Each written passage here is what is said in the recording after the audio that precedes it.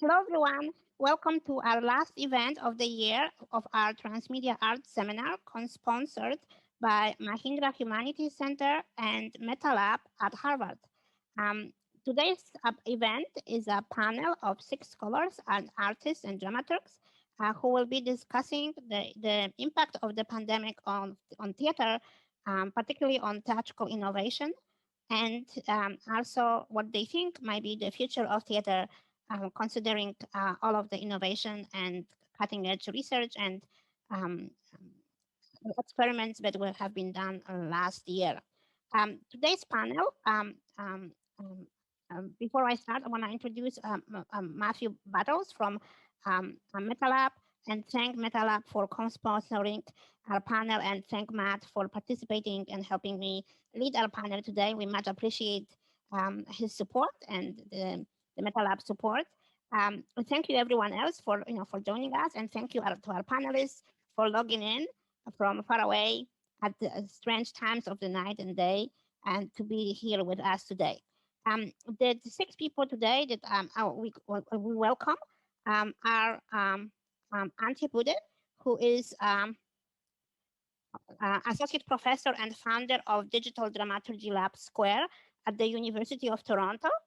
Paul Sermon, who is the Professor of Visual Communication at the University of Brighton. Roman Senkl, who is Head of Digital Arts Lab at Berliner Festspiele and Theater Director and founder of the Digital Dramaturgie. Ashley Tata, who is a Transmedia Director. Igor Golyak, who is Transmedia Director and Artistic Director of Zero Gravity Virtual Theater Lab. And Wang Chong, who is Artistic Director of Théâtre Rêve Expérimental and also a Transmedia Director. Welcome to our panelists. Thank you again for being here with us. Our format of our panel will be, we will discuss some basic questions, and then at the last 15 minutes, we will open it up to our participants to ask you questions as well. I want to start by asking, you have my notes over here, so let me get my cheat sheet. Please forgive me. I have 2 screens myself in front of me.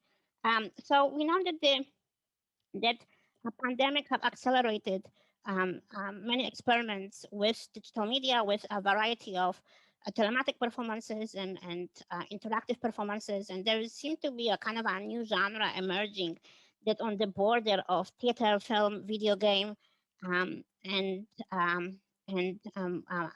multimedia.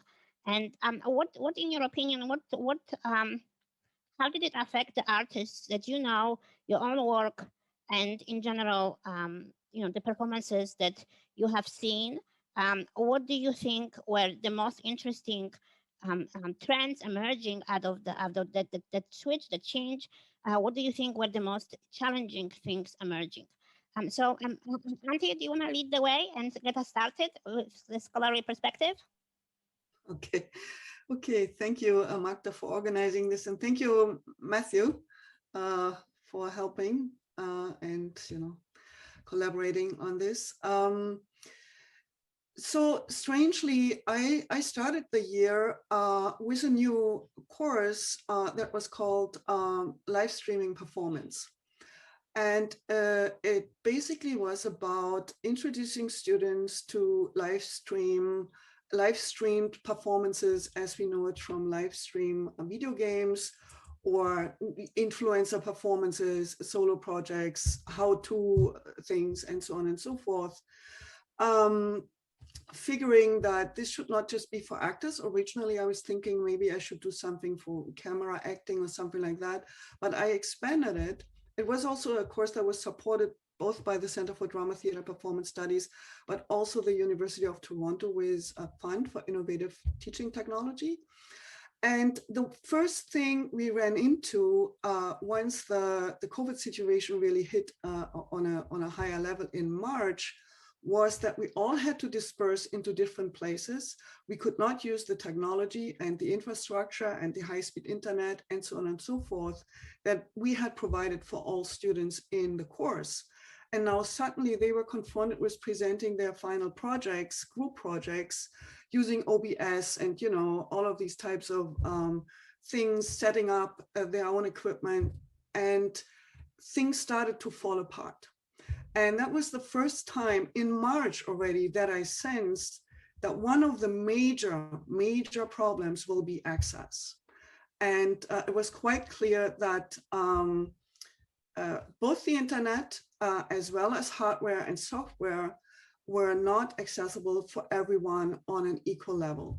So this is where we then started going into the spring and summer projects, where I had planned to do a live theater, to experiment on a live theater performance that was playing with a plate camera of the 1870s as a live performer.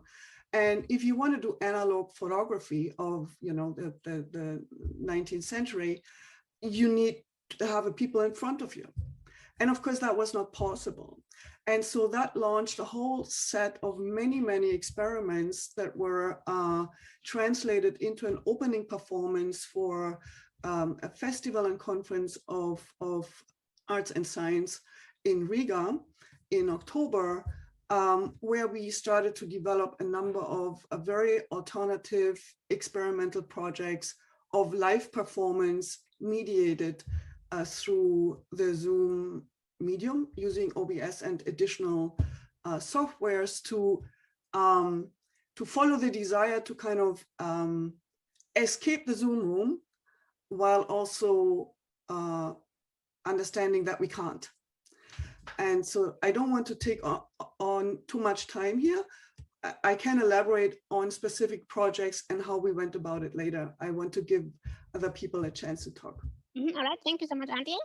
Igor, do you want to tell us a little bit what changed? What new things did you implemented? I mean, your company did some pretty amazing things, and you also began incorporating a kind of an interactive component in your shows. Yeah, can you tell us a little bit about it?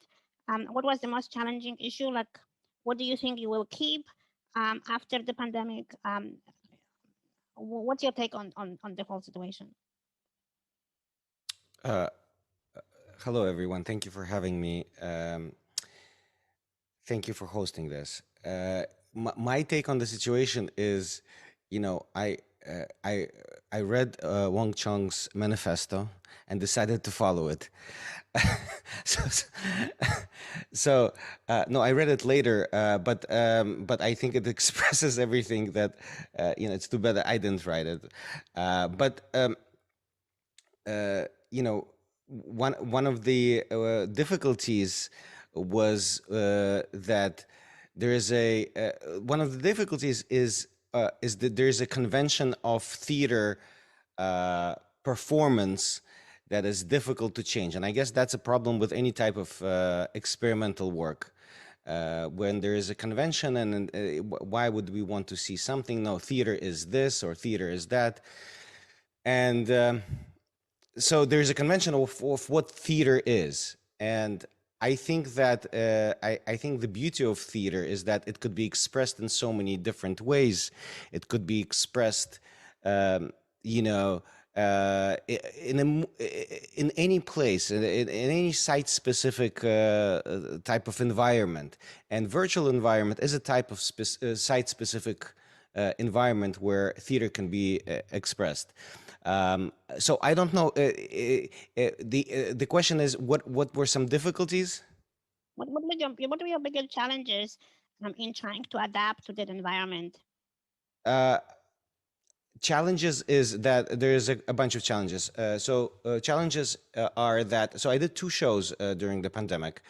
One was State versus Natasha, which was done on Zoom, and the audience, in both shows, audience play a part in the show. So one of the things that we discovered is that, and how do we differentiate from Netflix, is that the audience need to take part and be an active participant.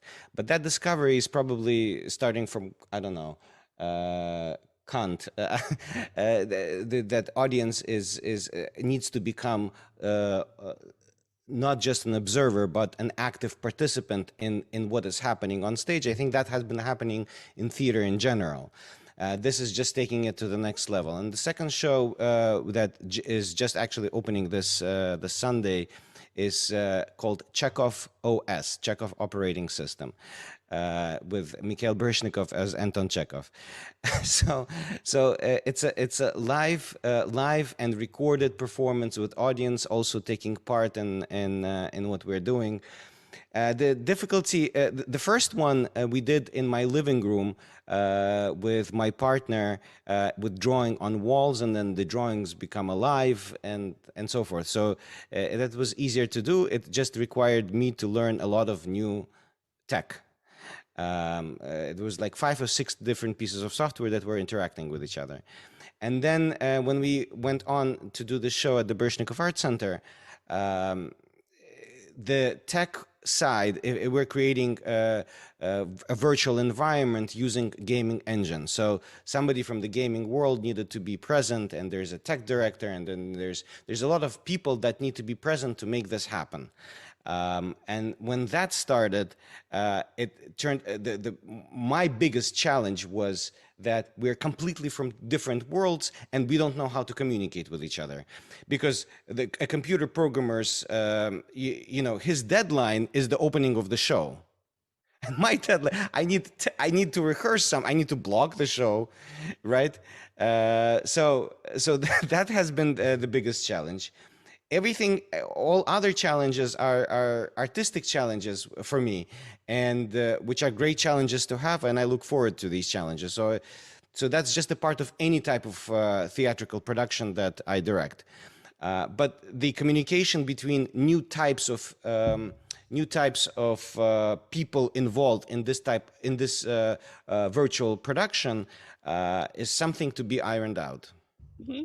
Yeah, this is one of the things we're trying to accomplish in this Transmedia Art Seminar, is to build those connections and to build a new vocabulary, because it is a new field, a new discipline, a new art form that is emerging. And so we urgently need some kind of set of principles, concepts that we can share across disciplines. Chong, since your manifesto was mentioned and I put it in the chat, do you want to be the next and tell us how your practice changed? Your manifesto made a big impact. Everybody, was reading this and talking about it, and it sort of opened up, give people permission to be experimental and to enjoy, being innovative on Zoom or other mediums, even if there's no live theater. Thank you for having me. Igor is an old friend already. We met last year to have seminars and discussions about this new thing. I started this thing in April 2020, where I directed Waiting for Godot online. It's live performed, live streamed. That was a crazy experience, because normally it takes 2 years from the page to the stage, but it took us less than 2 months to do that. When the epidemic then hit in the late January, theater people were stunned. Then I thought I had to do something. I was reading news, debating with people in February. Then we started rehearsal in March. Then we put it on through Zoom, using Zoom. Zoom wasn't a thing. It still is not in China. So I had to, introduce it to my colleagues, persuading people that we can do this in this way. I guess this is the biggest challenge. When people hadn't seen it, how can you convey your vision? How can you make sure that the actors, the production team are on one page? So eventually we put everything together. We had 4 actors working from 3 different cities, including Wuhan. Then Wuhan was still in a hard lockdown, one of the first, the first in this pandemic. So nobody knows, nobody knew what's going to happen. Then I was saying we have to have somebody performing from Wuhan, just to prove that this online theater thing is something amazing. nationally, theater stopped, but we can still perform in Wuhan. That's a great thing. Then we partnered with this mega company of WeChat, Tencent. Then we had 290,000 audience for a single performance. So that's waiting for Godot, opening up new gates for me and for a lot of audience. We had enormous young audience coming from the so-called second tier and third tier cities. So for me, that's a good example of online theater breaking traditional walls. You don't have to pay much to see it. Actually, we did it for free. I'm really happy to see so many young people were able to see a piece of theater for the first time in their lives.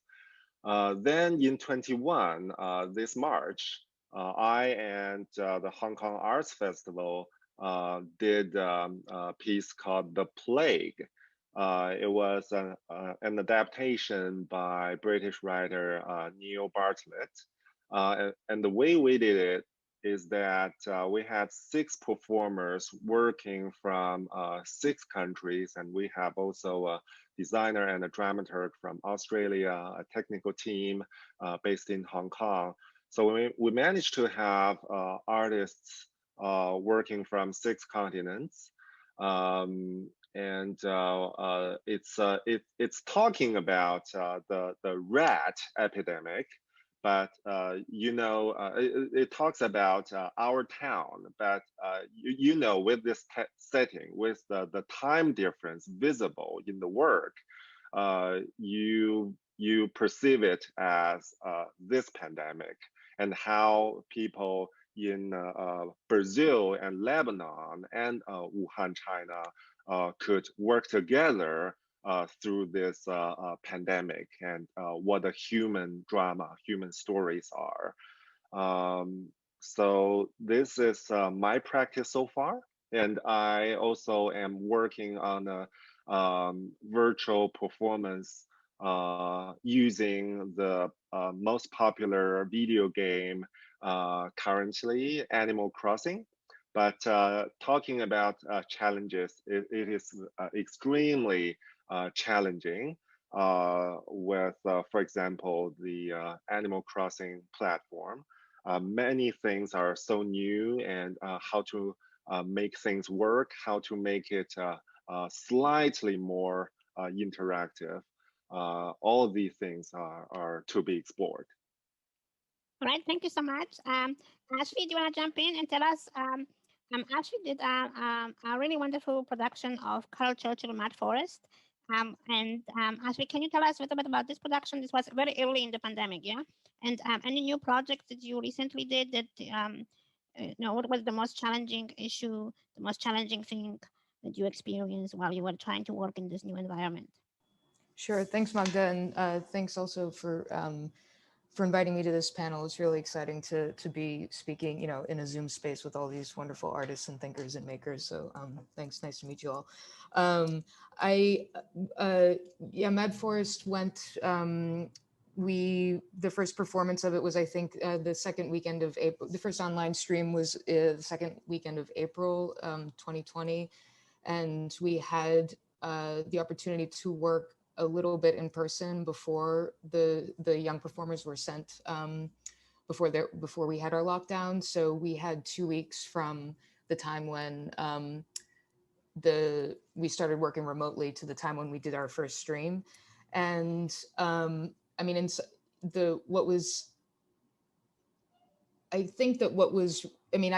do want to, the part about the accessibility and access to tech, and also to internet was also something that we came up against really quickly. We had 12 performers across the country, across the United States, and I think that one of the things that I started to learn in that process was that that it seemed like there would be a move towards considering anything that is done online to be free, meaning that it doesn't cost anything to make, which is not true. And so, I learned that, you know, as the director, it's still my responsibility to be talking to producers about the production costs. And if they're not building a set, for example, those production costs should go into things like talking to the performers about what they can do with their internet, sometimes maybe even paying the internet bill in some cases, things like this. And I think that, I mean, I just, you know, this is something that I started thinking in a different way.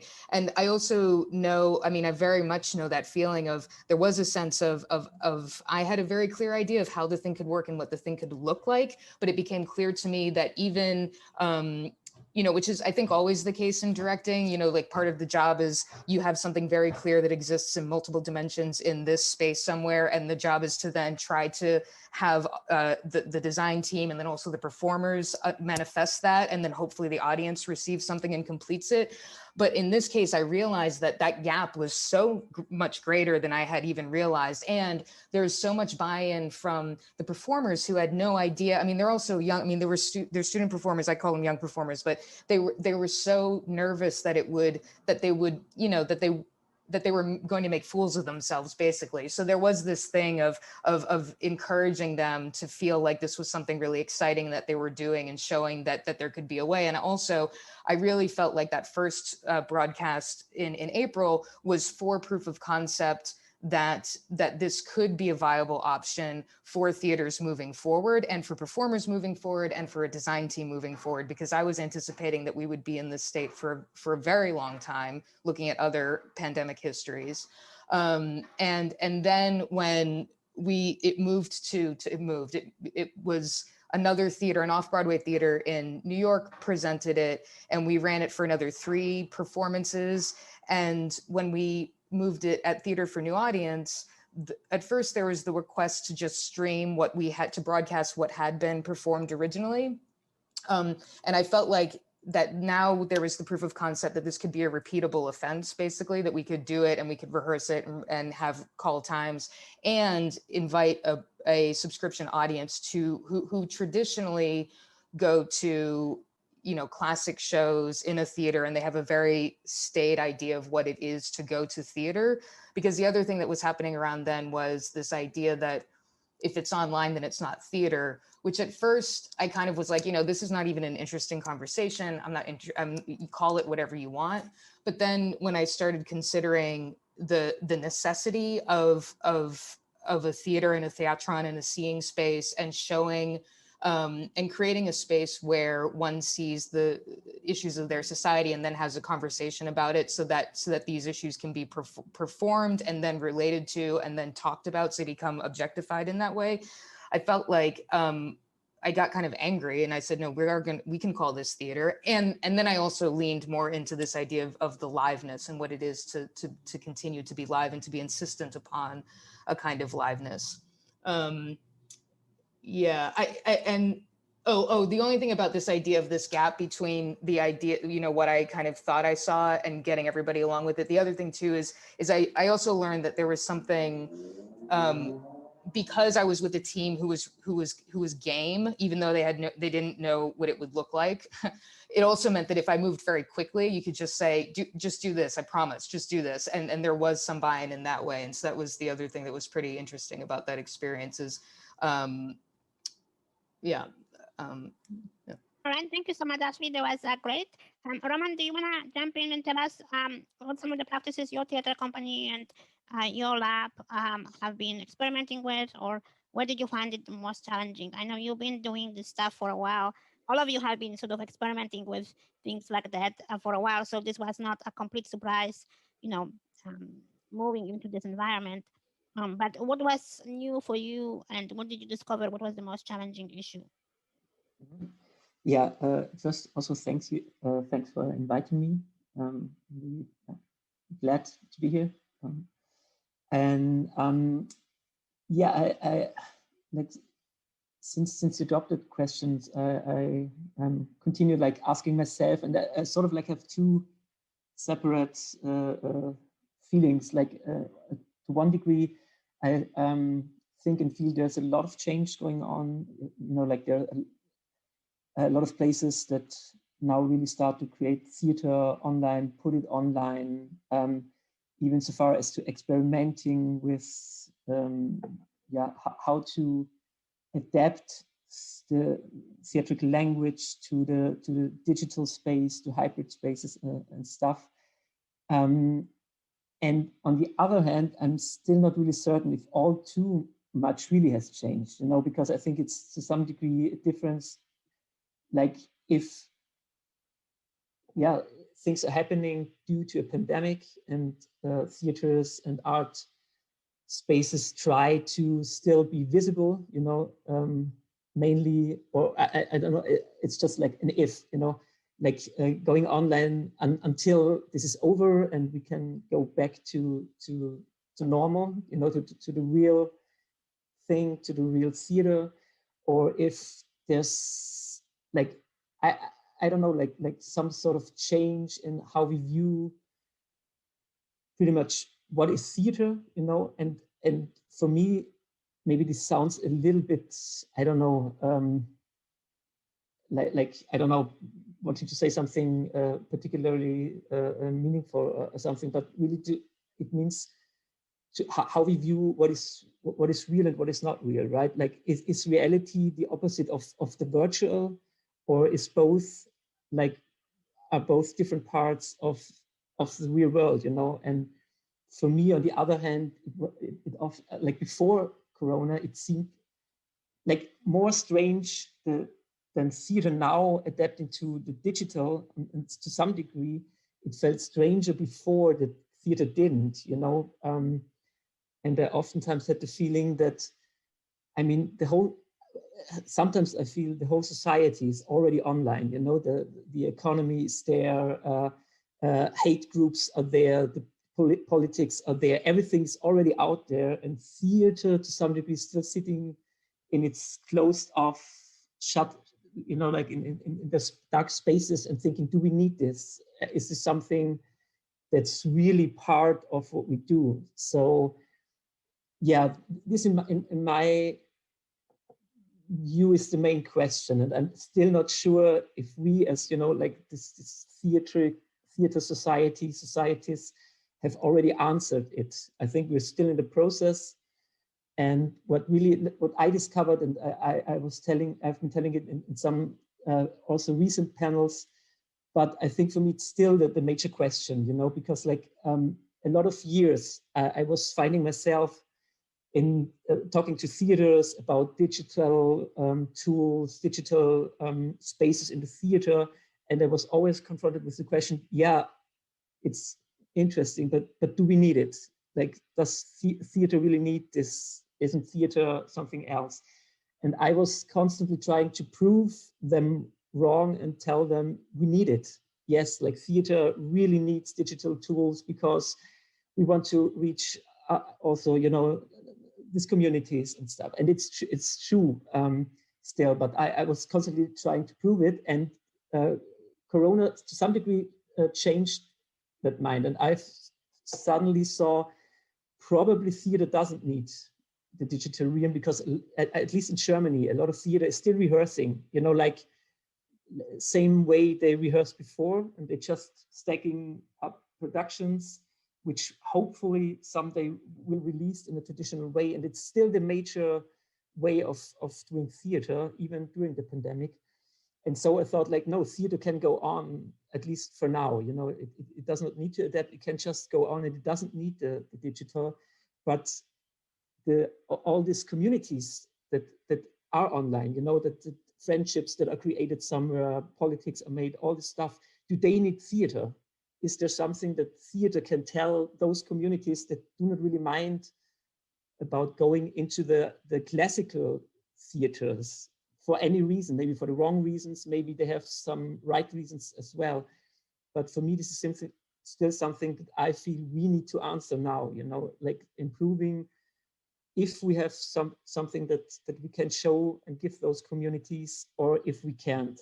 So yeah, like this is, I think, the more abstract question, and at the same time, there are some labs or some institutions that open up, which I'm really thankful and glad to also be part of. So there is something that's changing, but yeah, we need to find out how far this goes, and I still cannot tell.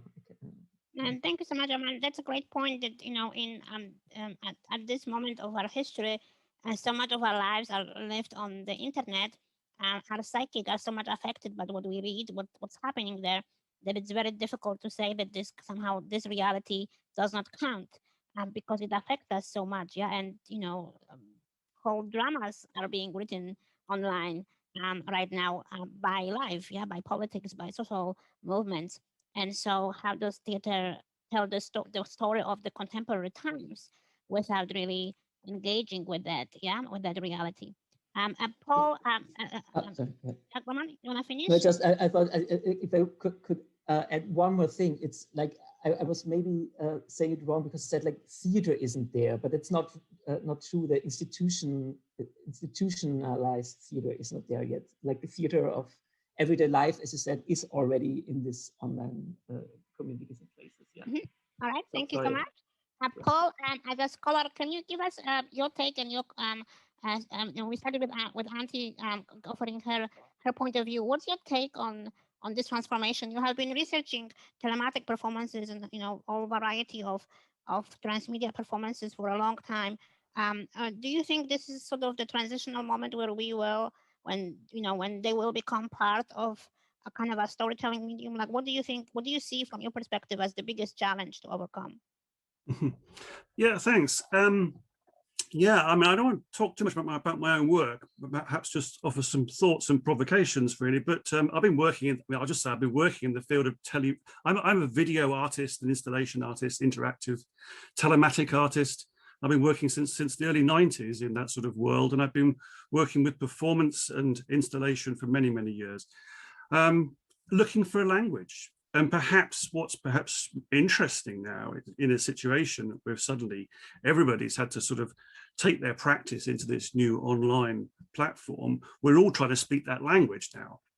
And so it's actually I think the question really is about that language. And what is the language of this means of performance through this medium? And I think there are problems. There are problems in the interfaces we have to sort of adapt to and try and use. And we're sitting here in Zoom and we're all looking like news readers, which is absurd. I was never a news reader.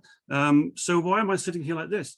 And I think the problem is it's a phenomenological problem. We're all kind of looking at each other, and we're seeing this as a kind of conversation between you and me, and that's what this interface was designed for. Video conferencing or business conferencing goes back years, and it was designed to sort of like a video phone. And the assumption was that rather like a telephone, you hear me and I hear you, and that sort of simulates what we do in real life. Well, it doesn't really. It's very, very awkward. It's not fit for that at all. And actually, the phenomenological problem is that this technology does not allow us to identify that other space, the other space we both want to coexist within. And so it's really a question about watching not only you, but watching myself, and actually seeing myself as a performer in that space and a controller of that performer in that new space. We have to break down these little boxes we're in and get out of them and coexist and share and co-experience in this other third space, this otherness. And that is the stage that we want to engage on. And many of us are trying to do such things. We're trying to find a language. And I think a lot of our problems are around that phenomenological experience of feeling a sense of touch, feeling a sense of coexistence and co-presence, all these really important feelings that are me. I'm looking at myself as much as I'm looking at you, and you're looking at yourself. We're both performing in this other space. It's Lacan's mirror, but in another, coexistent. this is our new stage. And this I'll is leave it there. one of the things which Igor brought up is that, you know, the element of interactivity is sort of seems to be important in this new emerging genre. So it separates us from Netflix. Yeah, it offers something in addition. Speaking of language and vocabulary, I was, you know, when I was doing the Zoom play, it's like Zoom right, stage left. It's like you don't know how to communicate because there is a whole new environment, and all of the language that you know from the stage directing and from the stage, you know, production. It's like, okay, Zoom right, Zoom left, like a Zoom background. You know, you have to learn a whole new thing. What's your favorite new vocabulary word that you started using in the last year that you invented while you working with your colleagues? Like, what was the new, like, what's the new lingo that is emerging? I want to hear from you guys. Antje, do you want to pick it up? Do you want to start, or do you want me to start with somebody else this time? I don't mind. As you So, like. What's your new lingo that you invented just to communicate with your collaborators? I might be in a different position because I co-founded the Digital Dramaturgy Lab in 2012 in order to address all of these questions, not knowing that, you know, one day I will be hit by a pandemic and things will come in handy. But I have to say, I'm collaborating with a vast a number of people who have built their own networks, and we are connecting our networks. Like the Art Sci Salon at the Fields Institute for Mathematical Sciences, or Sensorium at York University, a number of artists from around the world, you know, Asia, Europe, Africa, North America. And we have started to build a language over the years. And since, you know, this is more than 10 years ago, we have made some progress in that area. So I'm not so much challenged by that particular question of finding a language that kind of translates the gap of particular skill sets or high levels of special knowledges that are sometimes difficult to translate, both in terms of linguistics, where, you know, some people might use the same term, like the term actor means something different in Isadora software than it does on stage, for example, or than it does, let's say, on a political stage, or in some theoretical models. So we have been onto this for quite some time. I think the major qualitative change that happened is that I used to think about digital dramaturgy in performance for many years, and we experimented, you know, across multimedia formats with participatory performance and installation and site-specific and across and all over, very, very experimental and diverse. But I have arrived at digital dramaturgy as experimental performance. And this was directly reflected in a new course that I started to teach. My main interest really is to help myself and everybody who is willing and happy to collaborate to find agency and digital and technological and philosophical and political literacy, which brings us back to the question of language, but in a different way, right?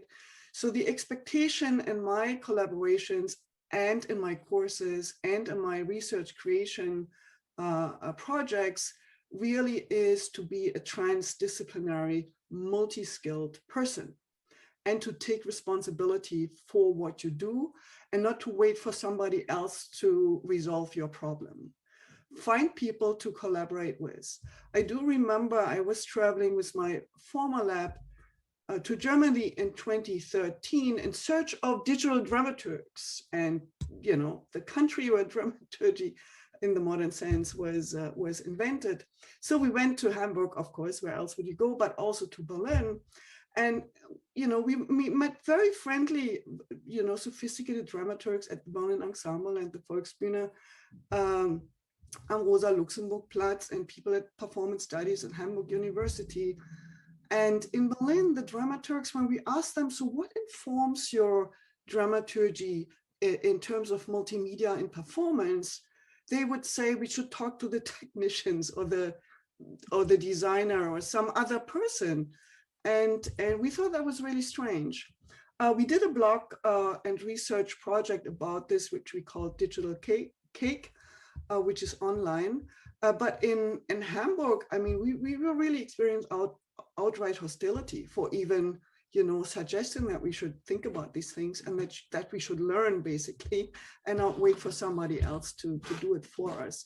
So that's what I would say. You know, I used to think about digital dramaturgy in performance. I'm now thinking about digital dramaturgy as experimental performance. And I think there's a real 10-year kind of a process and development that reflects these two ends. All right, thank you so much, Andy. Igor, do you want to go next? Tell us what's your favorite new vocabulary that you are using with your collaborators? Vocabulary. I don't know about vocabulary. Language is a strange thing that gets reinvented every time one puts on a show. So vocabulary changes. Sometimes it's Russian language, sometimes it's English, and sometimes it's, you know, completely new language. So and unfortunately it's not systematic. But your comment, Antje, I loved your comment about talk to the technicians about when coming up with what informs you about dramaturgy is a great point. And actually, to that point, I think that's a very interesting kind of discussion sometimes next year, is there is no real platform for theater or for live creation, for creative work virtually. It's very difficult because if you, the most difficult thing, this is actually something that I've been dealing with. The most difficult thing is that if you want to interact with audience members directly in real time, there's actually nothing that I found better out there than Zoom. Zoom is unbelievably great at it. It's under 500 milliseconds delay.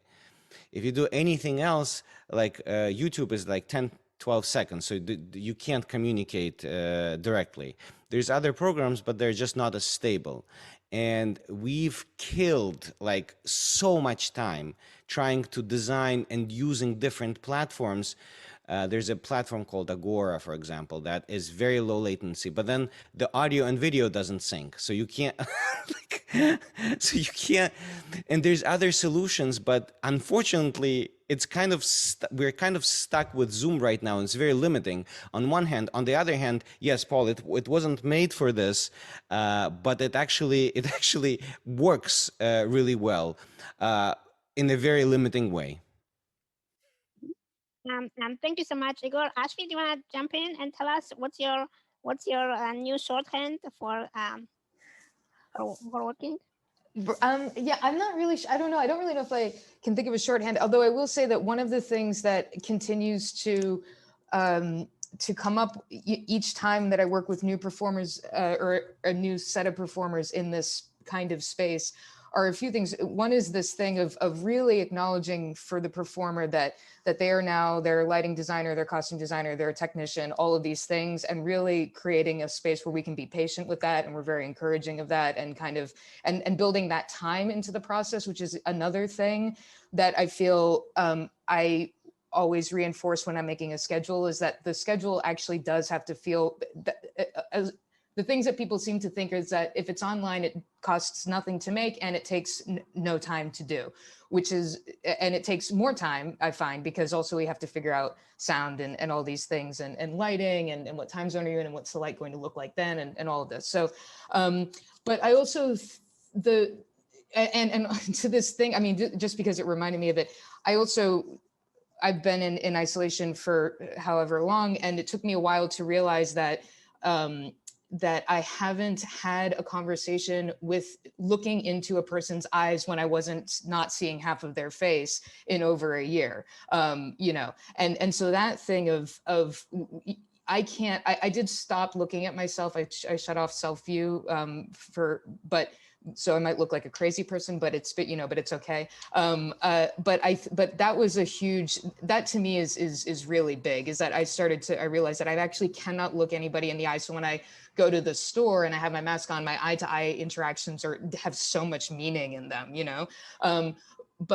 So one of the things that I've been working with the performers is it's like very, I mean, I kind of, you know, I say, I'm sorry that I'm asking you to go back to kind of like acting 101, but please activate your imagination in a real way and put your scene partner in the room with you and play the need to play with your scene partner. And because of the way that I've approached kind of editing these pieces, it means that, that you do start to get this sense of two people who are trying to connect to each other. And then it is again, you know, at least in some of the work that I've been doing, using the idea of like, what are you know, playing the action and activating that. And then people, you start to feel this need of reaching across space and time. And so there's this, and the poignancy of that kind of is activated even more for the audience, who's very aware of what's going on. And the fact that we're looking at it in this frame. So that I think that it's not really developing a shorthand. In some ways, it's going back to some very basic things in my performance and history, and just being real about what that actually is here, and not trying to recreate. That's the other thing. I work with I've been teaching a number of performance making classes online, and the thing that I continue to hope is lay in with the students is the idea that, you know, when you're saying things like the sound doesn't work, what that means is that it doesn't replicate what we know sound to be in this space, but it is doing what it is doing in this space. So can you make something that uses how sound is working here, and what is that, you know? All right, thank you so much, Ashley.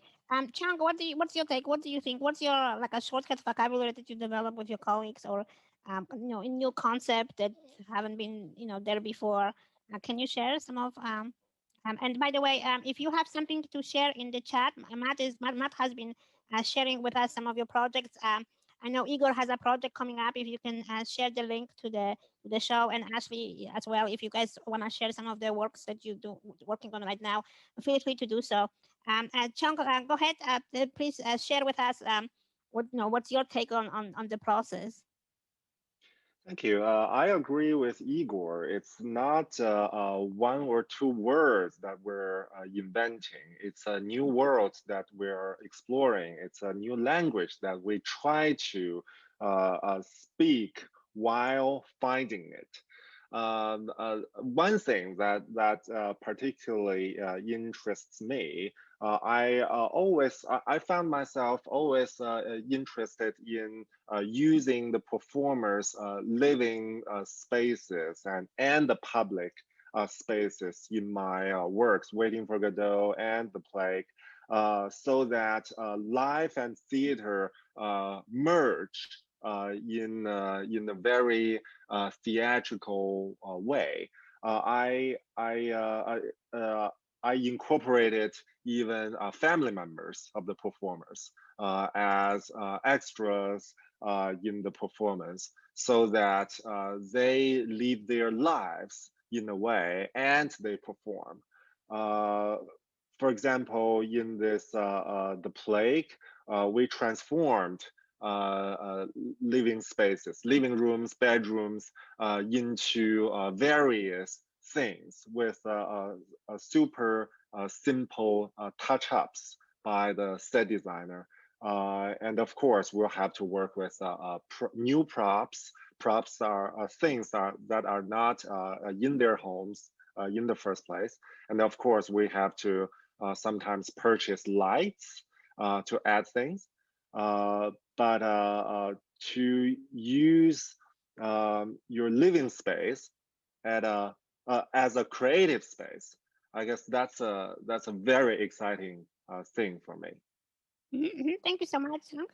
Roman, do you want to jump in? What's the new discovery a new language, new vocabulary that you started using that you have not been using before? For me, like, I think what really is the interesting discovery, and maybe it connects to some things that Igor and Wang said earlier. Like, it's more that some old words for me had having a slight shift of meaning. You know, like the interesting discovery for me was that sometimes now, like, you hear conversations about theater, and it already can mean something that is not the offline institution of theater, and which encompasses something that's maybe more experimental or trying something new. And one more practical term that also I find that is somehow slightly shifting and changing is like rehearsal, you know. And most of my theatrical life, if I can say something like this, rehearsal was a really, really well-defined word, you know, and you pretty much heard the word and you knew of how like what time means, you know, what a time frame is meant and what will happen in the first couple of weeks, and then in the later, you know, like it was really, really well defined. And I think this slightly changes, and from my experience, oftentimes like really taking digital and hybrid theater serious, you know, at least for my own work, oftentimes needs a little different way of rehearsing. You know, it needs different structures. Like usually like this 4 to 8 weeks of compressed rehearsal time does not really work too well. You know, you need time to experiment and then sit down and find out everything that went wrong and how to fix it until you meet again, and things like this. And this starts to become something, yeah, that's with, yeah, it starts to happen within the word rehearsal. So this for me is something that changed. And but at the other, yeah, maybe if I can add one more thing. At the same time, it also feels like going back to something that for me was always very interesting in theater. I always loved the theater that went to a space and a spot with specific, you know, with those people, with specific people, and took those elements serious. You know, like it's not how to say it. It doesn't make a difference if it's happening in this space and if it's those 6 actors, performers, and not 6 completely different ones, you know. So it's with what you work and the space you're working in is really of a specific importance. And I suddenly feel that this is also something that's happening in the digital realm, you know, that we are not simply going online and or taking a video camera, you know, and filming a stage, which also is something that many times I find interesting, but it's not the only thing, you know. And sometimes going to a different or a digital space really can mean just starting with the space, experimenting, finding out how it works and how maybe it can be hacked, you know, and how it can be used in a different way and stuff like this. And I'm really, yeah, happy and interested in this sort of change of perspective. So. Thank you so much, Roman. Paul, can you give us your perspective? Any particular new discoveries as you've been working and also analyzing this transition, this change, both in your creative and in your scholarly work? Perhaps I can maybe I could just reply to a couple of things that were said. I mean, and maybe answer your question in there, if I hope. Forgive me if it. I think we're very fortunate having technologies that will give us audio and video, you know. But I think there's the question of whether that latency is a problem or something is a problem. It was, you know, it was never a problem for silent film. I mean, silent film didn't have sound. Wasn't like they said, let's not bother making films until we have sound. I mean, and they created the most amazing films. I mean, the most wonderful period of a new language emerged out of that technology, out of that ability not to speak. The fact that you couldn't say anything. Charlie Chaplin took it to new dimensions and made something with it, and many others, of course. But it's the absence of something that makes something else, the possibilities, wonderful and very, very new. So the fact that we have latency, great. Let's work with latency. Let's work with that. Let's do something different with it. And that's what I talk about when making a new language. You know, film didn't emerge. It wasn't like we made films. We had to learn how to move cameras and edit and do all these find the language to make film. And we're in the same way. We're at the kind of McLuhan's horseless carriage stage. We're not quite there, but we're kind of trying to. And I think we have to sort of give up on a few things and not worry about latency and other issues, and just try and explore what we can do. I mean, very, very quickly, in sort of 1900s, when they were first made films, they would go out and film people in towns and things, and people didn't want to watch sort of fiction stories. They just wanted to watch films of themselves. And actually, they had to then wait for a whole 24 hours so the films were developed, and then they were shown in little circus tents. And people would watch them and they'd laugh and they'd think, this is great, this is wonderful. I can see myself. Yeah, the latency was 24 hours, but they loved it. So let's get on with it. All right, thank you so much, Paul. We have questions from audience. The first question is from Valerie. In what ways do you consider how your work engages an international multilingual live audiences in your process?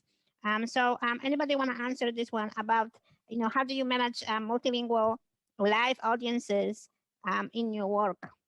Is this an issue? I mean, or is English have become the kind of language of transmedia theater? I mean, how do we avoid that from happening? Anybody want to answer this one?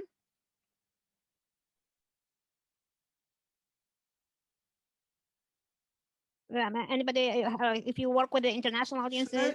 Start or? Yeah, Antje, you want to go?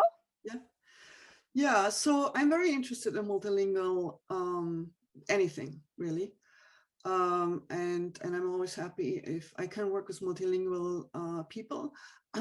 I include computer languages and coding languages as such as well. So really, most of the people I collaborate with are multilingual. I was not successful yet to include multilingual performances that much into the digital performances that we did. That would be, I think that would be kind of the next level, because I would not subtitle, right? So I do not subtitle in theater when I use different languages at the same time, and I wouldn't do it here. So therefore, I would have to make a real effort, just like in a live performance, how I want to translate what people are saying through other means of language, and you know what can be perceived. And of course, this will be very culturally specific to each person in the audience, and also each person collaborating, each performer collaborating. I did notice that we used formats that did not use language. We did go back to silent film, in fact. We did use performance styles that were more responding to an object like the plate camera, or a living being like a tree, or to particular types of music. So in that sense, we were not linguistically multilingual in our live or recorded performances. It is a particular challenge, particularly when you think of language not only as a means of communication, but also a means of sound, you know, a device of musicality and rhythm, which I happen to think about a lot. And so we did not get there, but I hope, you know, eventually that will be part of the praxis and not just in my head or other people's heads. All right, thank you so much, Antje. We have another question from Valerie. Do you think the ability to adapt to digital space being easier, more viable for theater makers who have worked in various types of physical spaces than those with a more conventional sense of theatrical space? And Igor have answered this question. Igor, do you want to take this one?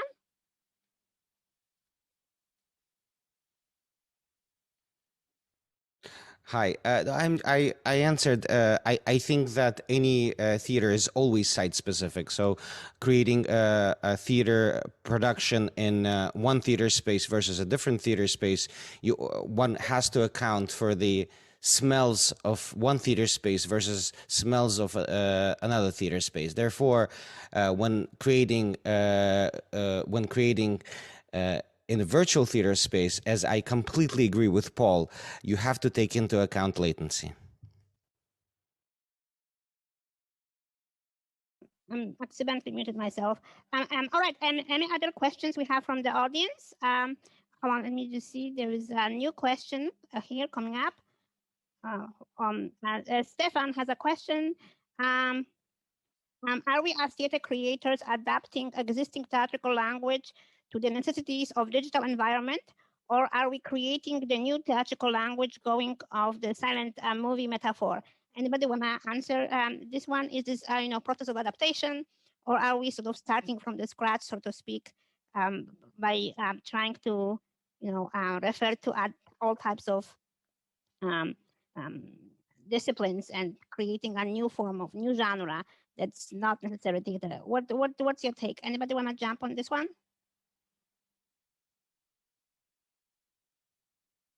Roman, go ahead. Yeah, like maybe I can try to just give my opinion on this question with not really answering it.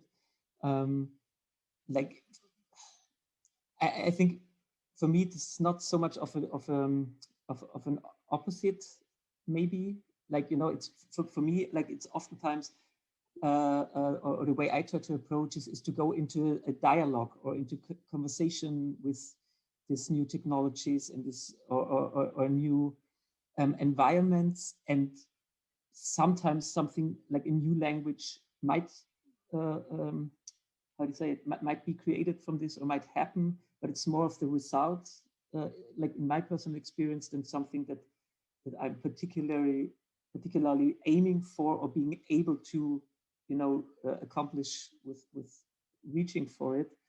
And what I really love about this conversation, because we are jumping, we're talking about future technologies, but we're jumping to the past, to the present, to the future, and pretty much everywhere. And this for me shows, like in all these places there is there are the fundamentals or digital theater can happen. Sometimes creating the new thing can mean going back to really old and traditional ideas and taking them seriously within new circumstances. And I think oftentimes this is what's happening now. And yeah, I'm not sure if I made my point clear, but. All right, thank you so much, Roman. We have another question from anonymous attendee. And they are asking, jumping on the idea about subtitling, what do you see to be the opportunities for transmedia performances to increase accessibility? What responsibility do you believe artists, directors, and performers have to be aware of and deliberate about the accessibility of their work?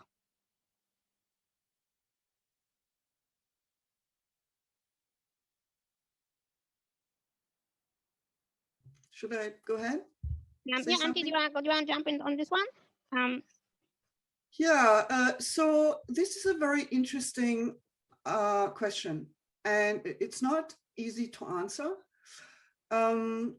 my thoughts at the moment go to the question of participation or participatory, interactive kind of performance modes that are not so easy to establish, as we have just heard, within Zoom rooms. So I have this urge to really escape the Zoom room and find alternative ways. And so we have experimented with that. We haven't come very far with it, but we did get some way.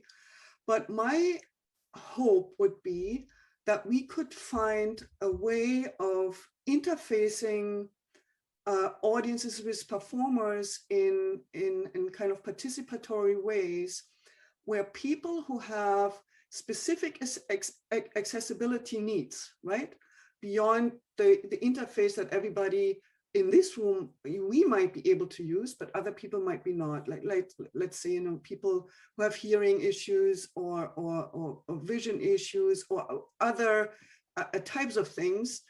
So I have no answer to this question yet, but I do hope that we can find ways of thinking of interfacing with audiences beyond this kind of normative pressure that a Zoom room, for example, or these types of rooms, and Paul spoke about the inherent dramaturgy that these spaces have based on the functionality that they were supposed to fulfill, which was not for theater, right? So therefore we run into a really complicated conflict between the ways of expression that we need and the ways of expression and the dramaturgy that is built into softwares. So we need to find ways to get out of there.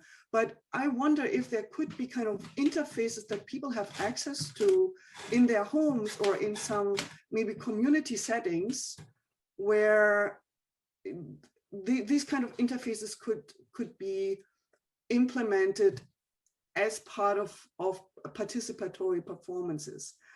I think there is, you know, with gaming controllers and keyboards, and there's all sorts of peripheral kind of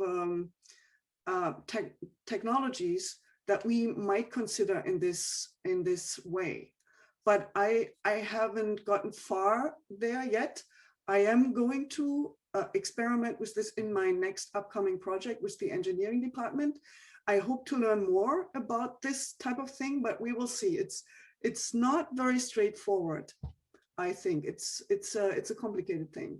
Yeah, I mean, particularly since Zoom, it's a kind of an add-on that you have to have, yeah, institutionally, and even, you know, for this seminar, we have to caption things afterwards to make sure that it's properly done, because the Zoom is not always that, you know, doesn't always do a very good job, particularly when you speak with an accent, you know, the transcript is not necessarily the best. So we have to make sure that we go afterwards and we, you know, we do it properly. So so everything is captured in the right way.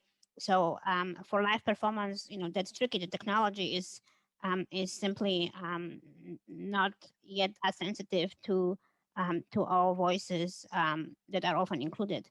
All right. We have. I think this is all of the questions that we had from our audience. Any final concluding words that anybody want to jump in and just give us, a sort of final summary, where this is going? Is this, you know, once the pandemic is over and everybody's vaccinated, will this be over? You know, will this be over, or will some components of the digital theater survive and be part of our theater making? Paul, do you want to jump in?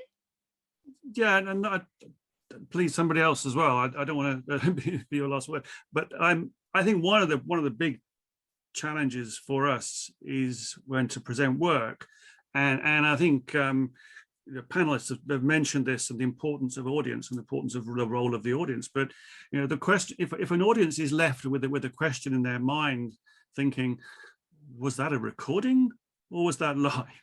If they're left with that question in their mind, we've got a bit more work to do, because I think they should leave in the same way they would leave feeling the tension of any live performance. I think that's the difference between film, and I think someone mentioned this earlier on. This is something that is live, and how do you make that? How do you get your audience to feel that way? You can involve them, you can refer to them, you can do all sorts of things, but it's a challenge, and I think how do you make sure that those ambiences in the space are somehow felt in your audience? Well, I mean, in some ways, putting any sort of live event on stage, partially, partially the appeal is that something's gonna go wrong, and you watch people trying to figure out how to fix it. Yeah, that's been the appeal of the circuses for ages. And so there is something thrilling about that fact that people are trying to synchronize sound, movement, language, meaning, all of those things on stage, yeah. And now doing this in the digital sphere, when everybody is still sort of learning how to do it, it's even more thrilling because the possibilities of glitch and failure are just so endless, yeah, for all of us. So embracing that, it's part of the trend. Matt, do you want to wrap us up? Well, I don't know about wrapping us up, but I am struck by how challenging this is for audiences as well. And I'd be interested maybe in conclusion, what panelists' thoughts might be in terms of what it means to be an audience member in these contexts. I mean, I'm struck by having attended multiple webinars on Zoom at this point, which is what we're in right now, that as an attendee, our attendees don't know how many they are. They exist in this kind of floating, brain in a vat darkness where our faces loom out at them. There are 22 of you, by the way, I'll let you know, which is a very different context. Now, like many of you have suggested, this is the space, and there is a language to develop in this space, just as there's a language around latency, around all of the strange constraints of this medium. But those are constraints that impact audiences as well as they come together in audience, in public. And I just wonder what thoughts might be sparked by that suggestion as well. Before I pass it on, I mean, just to add to what Matthew was saying, it's such a great question, because when you go to the theater, partial appeal is not just watching what's on stage, but watching people respond to it, yeah, and it's and interacting with each other in the theatrical space, and dressing up, and who you go with to see this show and that show, and all of those things are the kind of a social dimension of theater going, which has always, I suspected, been oftentimes more appealing than the actual show sometimes, yeah. It's here, like, oftentimes we don't have that. Igor's work does very well to kind of incorporate audience and participants in the way that they do see each other and they know they're there, yeah. Anybody has any thoughts? Igor, what's your take on it? Like, because you've been playing with this quite on sophisticated level, trying to people be make them aware of each other in the space as they're interacting with the performers as well, yeah. I think it's the two couple of thoughts. I think in general, audience is changing, and audience is becoming more individualistic and enjoying the agency that they have, and identifying them. What's very important is not so much. Sometimes not so much of empathy. Theater can exist without that, according to Brecht, anyway. But about individualistic. Identifying themselves individually with an actor on stage, or whatever the stage may be, and the change in the audience and the psyche and the psychology of the audience with that type of identification, I think works very well with the media, and can be. It's almost like a video game. It's almost like when a player has agency and goes through the journey of whatever the actor is going on stage, and sometimes even makes choices. I think theater can definitely exist in that realm, and theater can join the film, the liveness, whatever the liveness may be. We have to answer those questions.